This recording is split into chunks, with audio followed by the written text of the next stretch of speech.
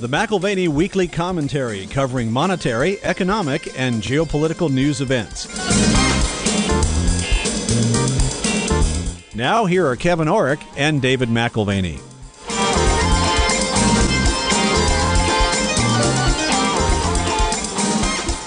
Welcome to the McAlvany Weekly Commentary. Now, I'm Kevin Orrick along with David McAlvany. You know, David, we've talked about certainty over the last few weeks, and the markets themselves, the stock market, the interest rate markets, they seem to have built in certainty.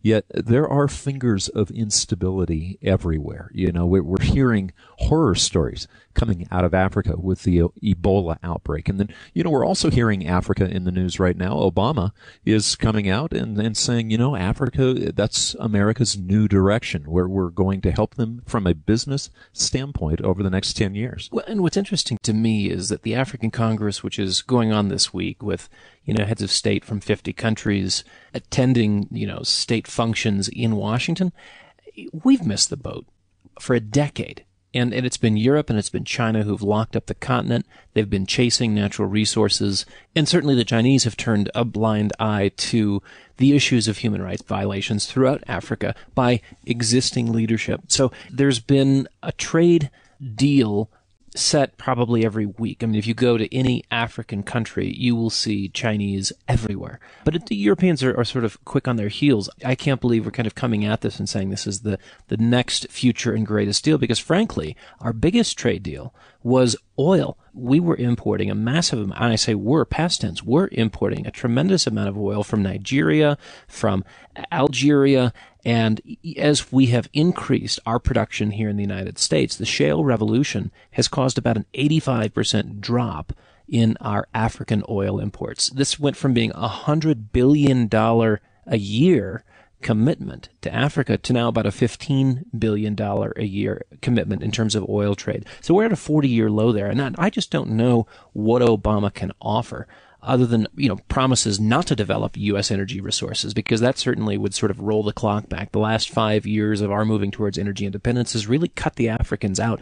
And it's because they have the same quality of oil that we have, the light, sweet crude. Well, and it seems like it may be just window dressing. You know, we're hosting the meeting, so we've got to say something nice. You know, it reminds me a little bit of the space program. Okay.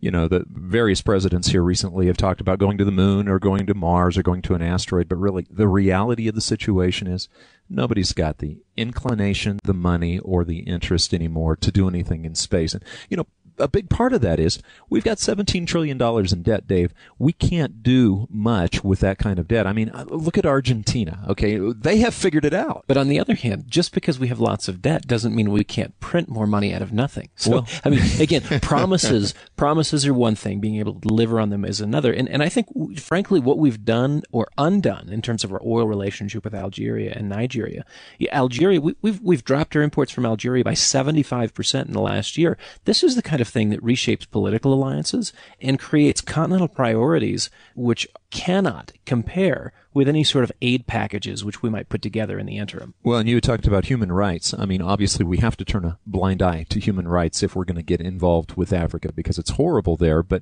you know, I remember Khrushchev, he said that one of the goals that Russia would take is Africa because it was a natural resources depository. He didn't care what happened to the politics in Africa. He just wanted the gold. He wanted the diamonds. He wanted the platinum. And, you know, you look at China, you look at the Asian countries right now that are forming these alliances.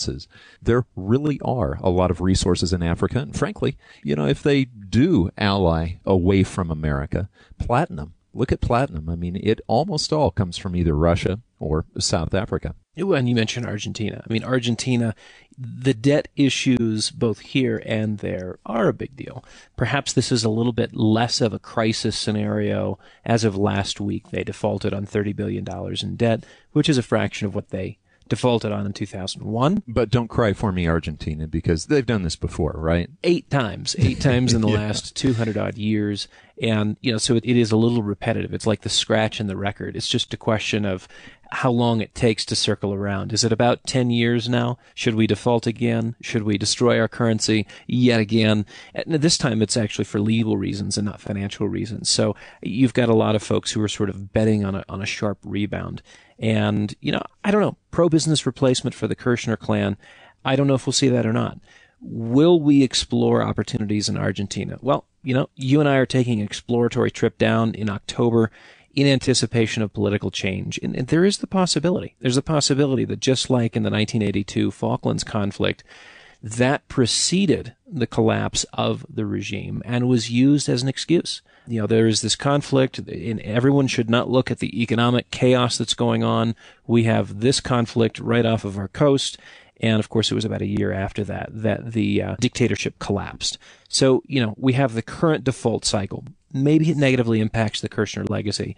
But, it's so hard. It's so hard to judge politics in Latin America because they can just as easily rally around nationalist feelings, pointing to sort of the foreign devils in pinstripe suits who are coming down as what they call vulture capitalists to buy debt and redeem it at full value. Well, and Argentina is an interesting petri dish for any country that goes through a debt situation where they have to either default or devalue their currency. One way or another, debt gets paid. It's either the person who owns the debt, they lose everything, or the person who owns the currency, they end up losing everything in the devaluation of the currency. Yeah, and it's not as if this is uncommon. 8 times in the last 200 years, 6 of which have happened since 1950 in Argentina. Peru is no different. You've had 5 defaults just like this since 1950. Dominican Republic, probably less, maybe 2 since 1975, but it's not as if this is just the Latin world. We've got Turkey, who's had 8 defaults, Greece, who's had 7, Austria, in the same time frame, going back to 1800, 7 defaults. Spain, again, 6. Russia, 5. It's not just Latin America. As you look around the world, it's actually a fairly universal constant. Again, that idea of a scratched record, it's just a matter of time. When you're dealing with high levels of debt and fiat currency together, you know what you end up with? A pretty predictable recipe. You get in over your head, and then you print like mad. And then ultimately, you either default explicitly or implicitly. It just depends on what the political or geopolitical ramifications will be. Well, and David, patterns can be recognized if you can have enough time to actually see the patterns. And, we live very short lifetimes. I mean, it's just a flash. But if we had lived, say, 500 years, we'd realize that default is actually the norm. I mean, defaults, you take out debt and then you default. You take out debt, you print money, you default. So with that being the case, then the person who owns bonds, I don't care what country, even the United States, probably needs to take note at this point and say, what kind of default am I facing? Anytime you buy debt, what kind of default am I actually buying into? It's funny. When you look back at sort of the 1500s, 1600s, 1700s, your better bets were sort of corporate loans. Your worst bets were the sovereign loans because you were basically pressured. When a king needed to borrow money or a queen needed to borrow money, there really was no option. You had to loan the money because they could really do damage to you. They could throw you in jail. They could make you disappear, and there really was no legal recourse. So you loan the money to the monarchy. You loan the money to the throne, but you knew you were going to take a hit. And fairly predictably, 1500s, 1600s, 1700s, sovereign debt, it was always defaulted on. And it's funny because in the history of borrowing, it's considered now that sovereign debt is the best place to loan money. You're not going to lose money there, but you could lose money to a commercial enterprise. And quite the opposite in the history of borrowing. It's only in the last 50 to 60 years where that's become a different scenario. And we only think about sovereign defaults in the context of, say, Latin America. Well, David, default doesn't necessarily have to be during a time of geopolitical stress. We have had a period of relative peace since World War II. Let's face it. Worldwide, we had World War I, which was continued into World War II. World War I, we pointed out last week or a couple of weeks ago, we reached the 100-year anniversary of the beginning of that war. But now what you have is you have a lot of different alliances going a lot of different directions. Okay, let's say that you did have debt or currency of countries back in 1914, 100 years ago. Well, all bets were off in 1914. Even the gold standard bet was off at that time. But I'm thinking about alliances that we're looking at right now. Okay, I was watching NASA TV last night. Granted, I'm a geek. But the Russians now are somewhat separated from the Americans. They're both occupying the same station. But this alliance, this wonderful worldwide, let's hold hands and call it peace, build a station together, now looks like we're going to war with each other. But alliances are strange. They can shift, can't they? Let's look at it. We are a predominantly Christian country. we are fighting predominantly Muslim countries at this point. Yet I think of this situation that's going on right now with Armenia and Azerbaijan. It reminds me of 100 years ago. Well, it is very interesting because 100 years ago, you had the alliances which behind the scene quickly embroiled the whole world in a conflict. And it seemed that a small skirmish here or there could have been easily contained or ignored. And now it snowballed. It snowballed because of alliances behind the scenes. And those alliances exist today. We in the U.S. are definitely connected to Azerbaijan, Which is Muslim. Exactly, which is ironic. It's about 90% Muslim, predominantly Shia. And then you've got Armenia, which is a Christian country, largely Christian country, and they are in cahoots with Russia, allied with Russia. And Armenia, I mean, the interesting thing, we lived in my wife and I lived in the largest Armenian community outside of Armenia, which is in Glendale, California, for a number of years. This goes back 10, 15 years ago. But, what is happening? What is happening? You've got 18 people who were killed in fighting in the last few days between Armenia and Azerbaijan. And the conflict most recently dates back to the early 90s. There was a peace negotiated in 1994, and that appears to be breaking down. It was over a contested territory, which Armenia had taken from Azerbaijan. Now, again, you look at this part of the world, and you can look at the Syrian Empire. You can look at Alexander the Great. You can look at the Austro-Hungarian Empire. I mean, literally over a 2,000-year period, whose land was it? It depends on which time slice you're talking about, because it's been contested and held by various empires. And now you've got, people who believe that they have a right to this land, and they know it, because their great-grandfathers and their great-grandfathers before them told them the stories of why that land was theirs. And this is really what you end up with. Our interests are allied with Turkey and Azerbaijan. Why? Well, listen. We've got two pipelines through Azerbaijan, which delivers Caspian Sea oil to Turkey and to Europe, and it circumvents Russia. So these pipelines are very critical to us, and we're only too happy to be on friendly terms with a 90% Muslim, predominantly Shia population, and be in opposition to the Armenian Christian population and the country which is actually supported by Russia. So I hate to say this, but, when we look back at wars that were fought for, let's say, an ideal, that might not necessarily always be the case. Now, I know Common Core is trying to teach a very different type of history at this point, but I think we have to be realistic with the history that we've already experienced and that we're experiencing at this point, Dave.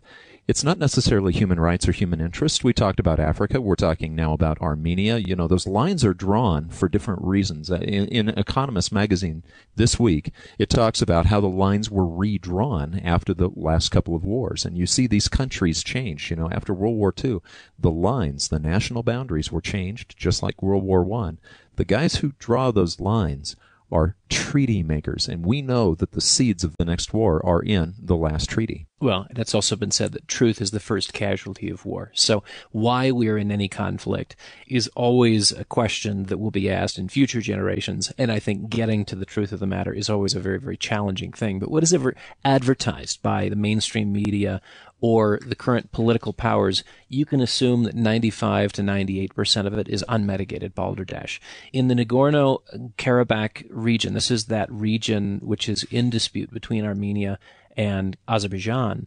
This is a region which is 30 miles from the Baku-Tbilisi-Seyhan pipeline. And yes, this is one of the two Russian bypass lines. And this one in particular is capable of 1.2 million barrels per day, taking oil, again, from the Caspian Sea through Azerbaijan to Turkey.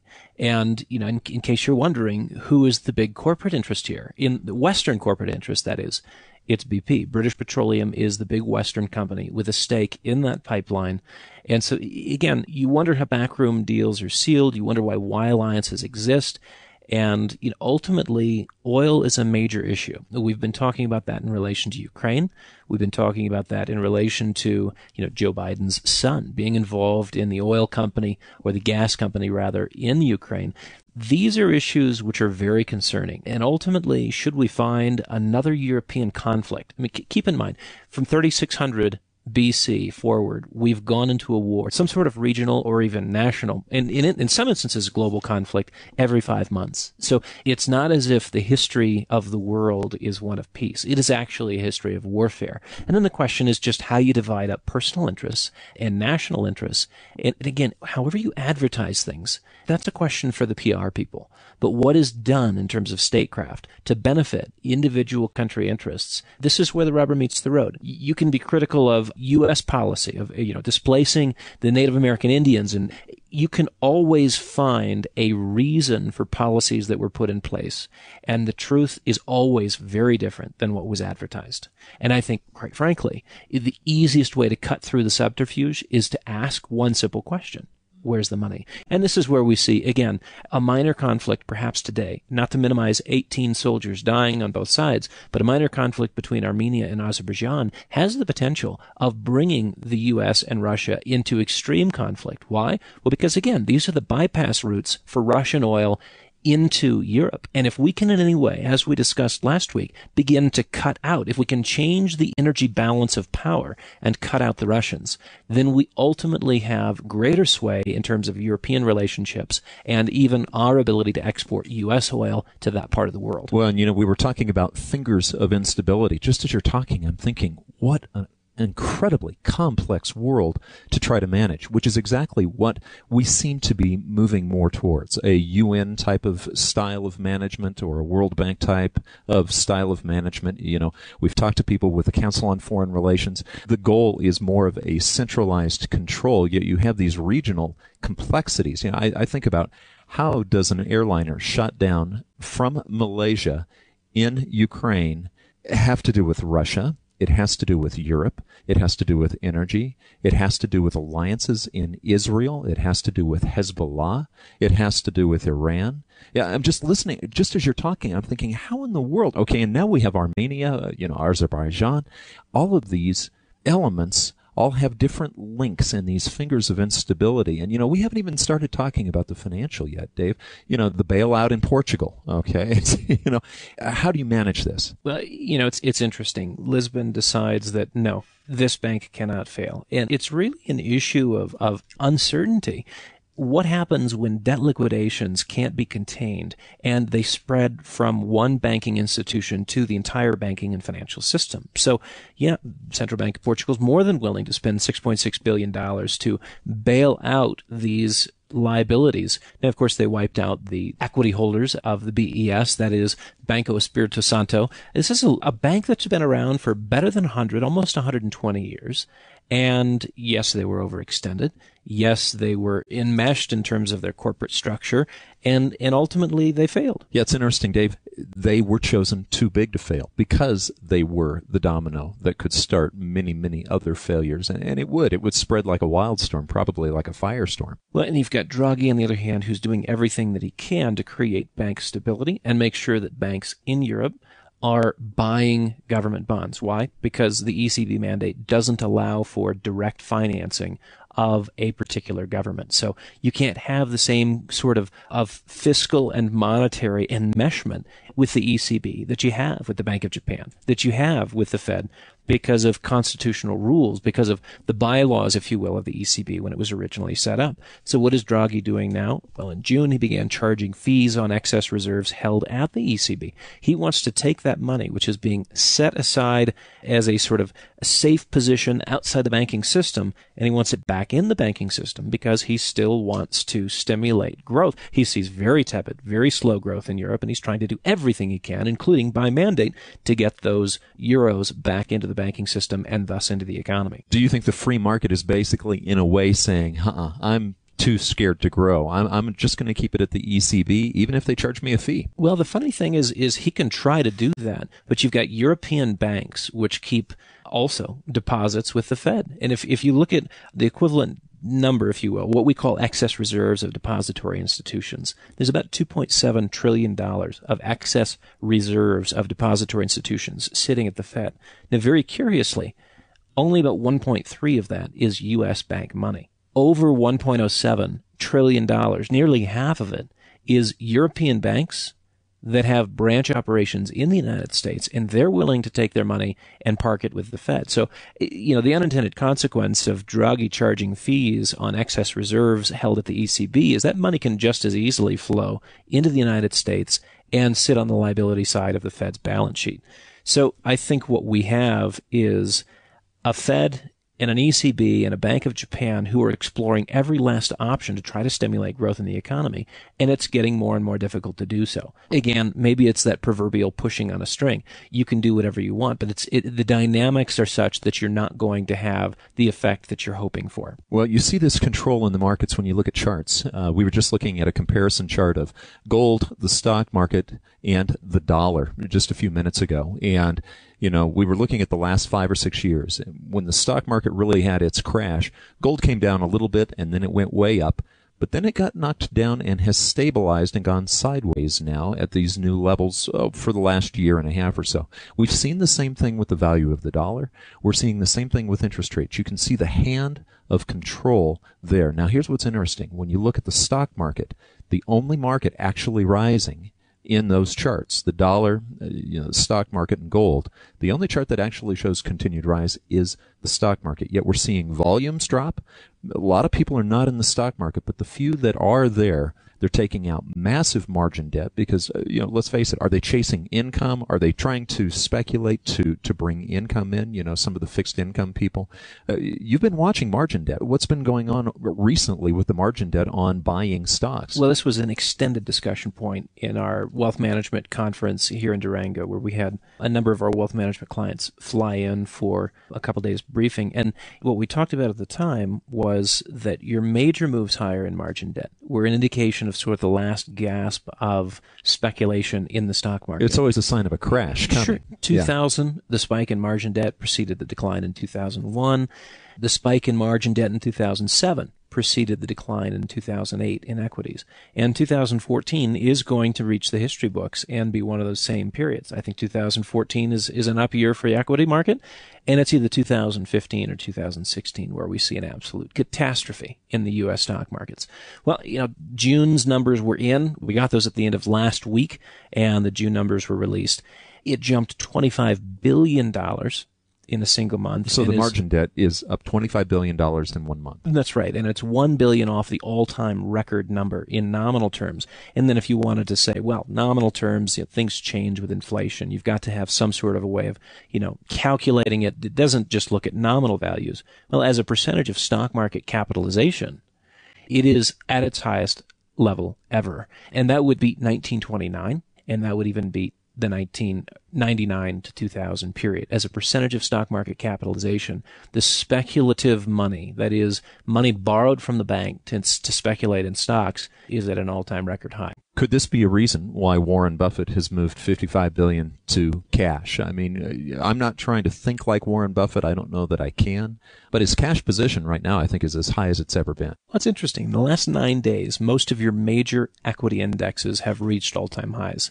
And, then they've sold off a little bit. They're not quite at the top.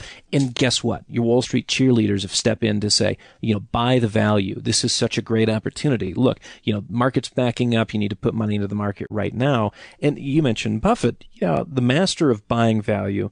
He sees nothing to put $55.5 billion in cash into. Meanwhile, you've got the little guy coming into the market. Last week, $379 million. Not a lot, but $379 million in retail investor funds coming into equities. And at the same time, institutions pulled $7.97 billion out of the stock market. So you've got institutions who are saying, time to mitigate some risk, time to tighten the belt, time to move things to cash. And the guy, John Q. Public, is still coming into the market saying, yeah, Bubble Vision just told me I need to be buying stocks right now.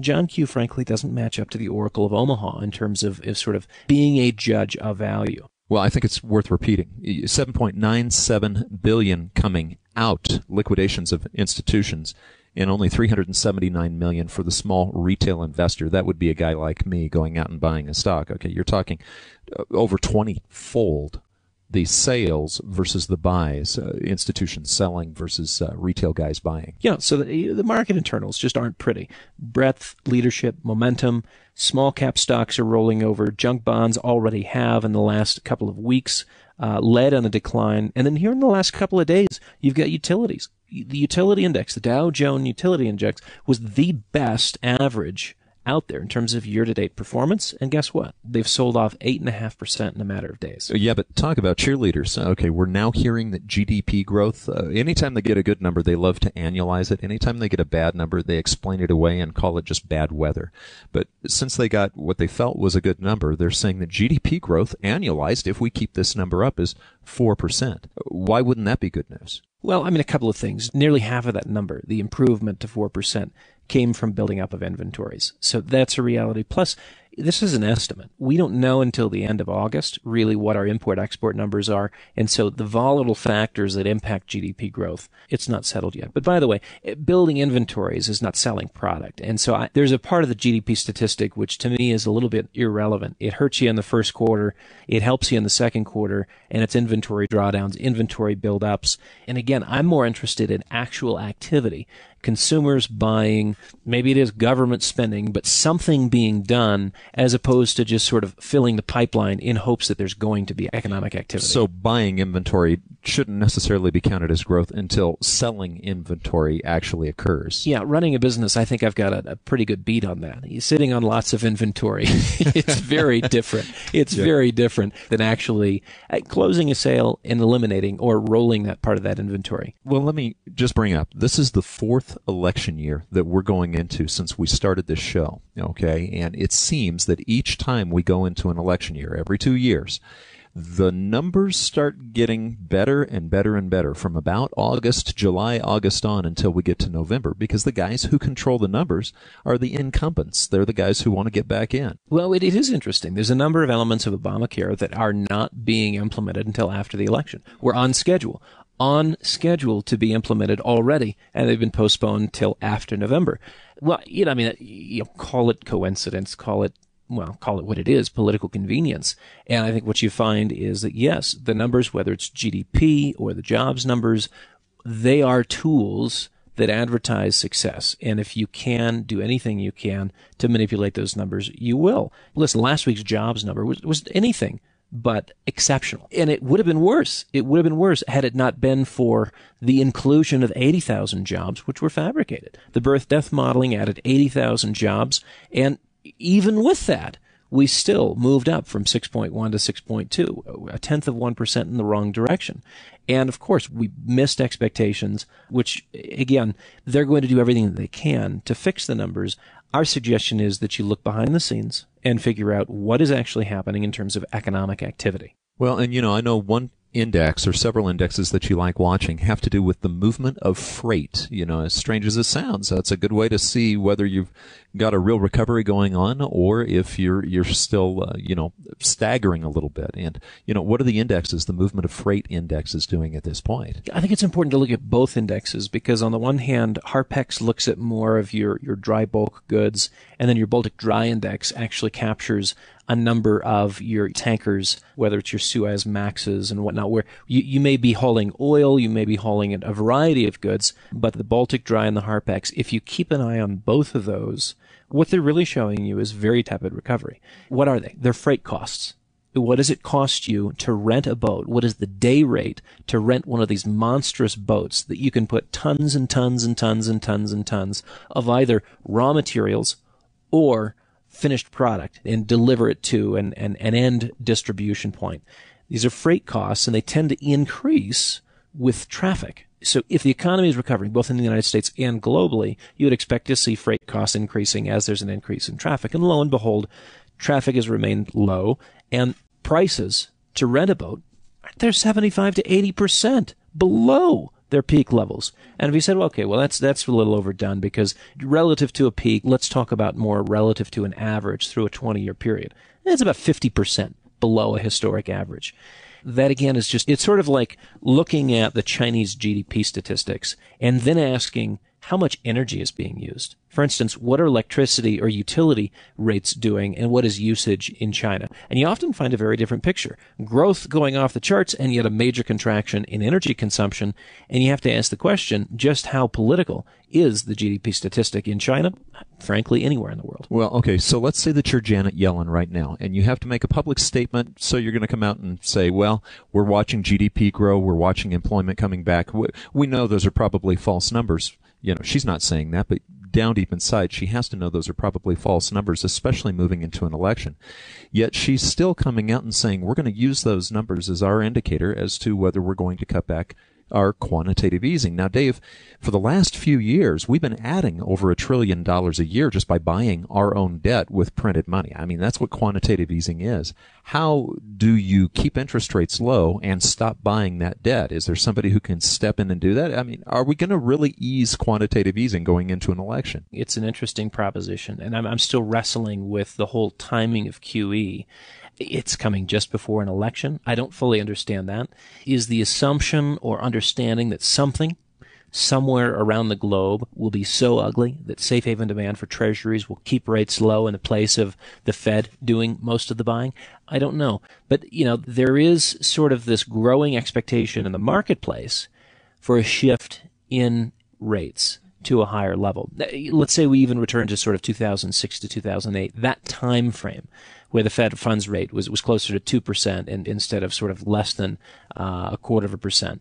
You know, that would put the 10-year somewhere between 4 and 4.75%. Well, you know, there's consequences to that. You have a nasty effect on leveraged real estate, and that assumes that financing costs are still a significant factor in the pricing of that asset class. Campbell Real Estate Letter, great group and letter, particularly if you like California real estate. But he's out of San Diego, and he suggests that a 10, almost 11% increase in mortgage payments it should be expected for every 1% rise in mortgage rates. So, you know, the 10-year Treasury moves higher, mortgage rates are moving higher. That's axiomatic. And your 1% rise in mortgage rates causes an increase in mortgage payments. What does that do to the person trying to sell their home? Most people who are on the buy side are looking at cash flow constraints. What can I afford? What does my income allow me to purchase in terms of a home? And so that increase in mortgage payments, because of the increase in mortgage rates, all of a sudden impacts negatively the price of real estate. Campbell would suggest that in that rising interest rate environment, even just normalizing rates back 150, 200 basis points higher, you're going to see a decline of 20% in terms of real estate values on that normalization theme. Well, you know, we're wondering how you replace quantitative easing. You know, we've talked about this, we've speculated on it, but, you know, we were trying to figure where would the money come from if it's not the Fed doing the buying. And for 3 weeks now, we've been talking about money market funds and the changes that the government's coming up with that may just answer that question. Well, that's right. It's Bloomberg that's finally realized what's happening with the money market funds and the SEC ruling, which recently went into effect. You basically have $500 billion, which is expected to roll into treasuries. So who wins and who loses? This all of a sudden becomes very easy to figure out. It's like that moment in a Shakespeare play where you're realizing the plot is thickening. The Treasury has a new source for buying, and that is the money market funds that want to maintain their status as $1 constant net asset value. Guess who loses, though? The corporates. Yeah, the corporate borrower gets the short end of the stick. And granted, these rules aren't fully implemented until 2016, but the market begins to adapt long before the rules are fully in effect. And I think, again, that's a very interesting time frame to keep in mind. About 2016, you've got a shift in emphasis. Money market funds are buying more treasuries. Corporate borrowers who have been adding to their total stock of debt aggressively are now in the awkward position of having to finance it at higher rates, and they don't have access to the commercial paper markets via the money market funds without some penalties attached. So these are the changing complexities, both within the worlds of finance and geopolitics. The way you described it, I think, is apt. Fingers of instability. We don't know exactly how this plays out, but it's going to require that the ball bounces exactly the right way, or we may have a negative outcome in the marketplace. Well, you've pointed out many times before, Dave, we have enjoyed about 32 years of decreasing rates. And When you build a paradigm around that, when you say, well, things are always going to be this way, when rates get pretty close to zero, that's not necessarily the case. Now, what you're telling me is if interest rates even rise 1%, okay, according to the Campbell letter, the cost of buying a home goes up about 10% on the mortgage, and the value of the home for the person selling the home may actually drop by 20%. Now, we're only talking 1% here. May drop by 10% for every 1 percentage point increase. So if we go and normalize by 2%, then you're dealing with a closer to 20% decline in real estate. Okay, but it's very, very substantial. Now, Bill Gross has pointed out that what we've had in the past may not be what we have in the future. Well, that's right. It's the tailwind that we've gotten. Corporate profits have been improved because of a decline in interest rates. And that declining interest rate trend has also, when you're looking at real estate, improved your cap rates or decreased your cap rates considerably. And this, in his opinion, and in ours, is reversing. So if declining rates were a tailwind for growth, what are increasing rates then? They would have to be a headwind, and this is a state of affairs that we expect for this foreseeable future. Well, then let's look at running a corporation. Okay, we know that cash levels, because cash has been very, very readily available during this period of time of bailout, quantitative easing, low interest rates.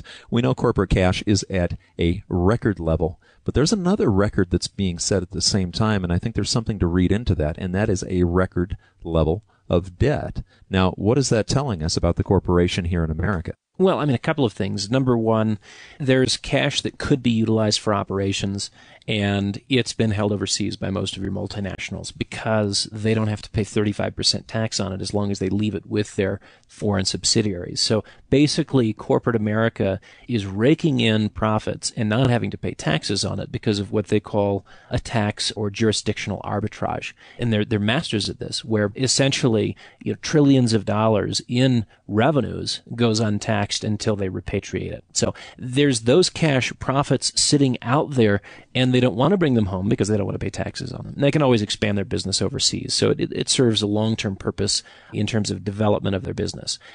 But on the other hand, the balance sheet, as you mentioned, in the first quarter of this year, corporate balance sheet has been debauched to the tune of $223 billion. That's $223 billion in debt that was added to corporate balance sheets just in the first quarter of this year.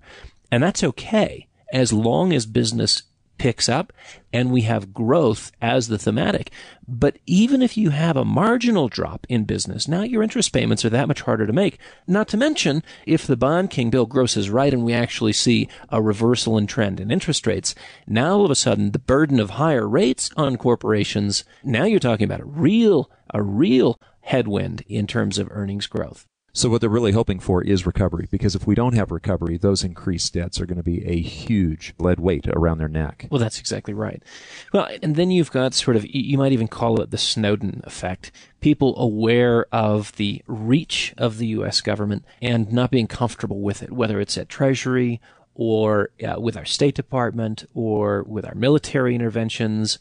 And, we talked about Russia and Ukraine more last week, but you've got Russian companies that are now shifting out of their cash positions that have comfortably been held in U.S. dollars, and they're moving out of dollars and moving towards what gives them sort of a proxy for the U.S. dollar, that is the Hong Kong dollar, because the Hong Kong dollar is tied. It is tied to the U.S. dollar in terms of its valuation. But who controls the Hong Kong dollar? Is it the U.S. Treasury?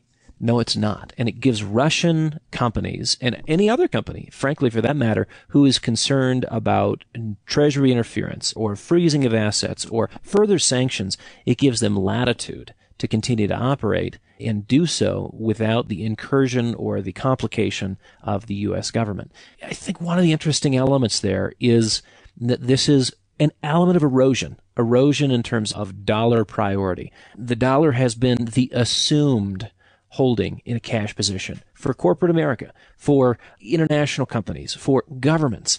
And there is this growing concern that our adventurism out there, our extraterritorial requirements. You see it right now. The French are basically saying, you just handed down a $9 billion bill to one of our banks. And our question is, do you have jurisdiction here? Well, it's not just the French. In Rome, Berlin, London, these guys are saying, yeah, we're with the French on this one. Sorry, that's too much money. Well, right. Not only too much, but what exactly is your role in our part of the world? Last time we looked, we have our own people doing what you do, and we kind of recognize our national boundaries. So it's in about 10 different areas where you see sort of this assumption of U.S. presence and that it is justified. And yet the world is looking and saying, we don't need your dollars. We're happy to take Hong Kong dollars. We don't need your rules. We make up our own quite well. Thank you very much. And it is this strange disconnect between the way we operate and the disposition in which we operate and the way other people are sort of sitting with their hand on their chin looking at us quizzically saying, what in the heck are you doing? Well, they're not just talking. They're signing treaties. They're working around the dollar. I'm thinking right now of the treaty that was signed in May between Russia and Belarus and Kazakhstan, the Eurasian Economic Union. You know, Dave, in our lifetime, we've seen the dollar completely unchallenged. When you and I were young, the dollar was completely unchallenged as a worldwide trade currency. And then we saw the EU come in, and it's held up quite nicely, thank you very much. Even with all the debt problems that they have, the euro has become an issue.